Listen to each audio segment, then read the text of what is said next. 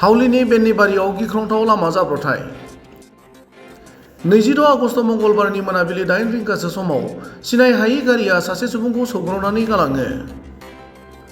जाब्रबथायजों गोब्राब जखम जानाय थासारियाव सासे सुबुंखौ ओनसोलनि सुबुङा नुयो।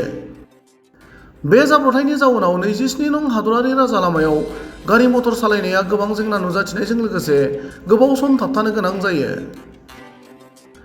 उनाव जाथायनि सोमोन्दै ओनसोलनि सुबुङा पुलिसनो फोरमायहरनायाव जाथायथिलियाव पुलिसनि मोनसे हानजाया थांनानै जखम जानाय सुबुंखौ फाहामथायनि थाखाय हस्पिटालसिम दैथायहरो आरो जाथायनि सायाव संदाननाय हाबाखौ जागायो।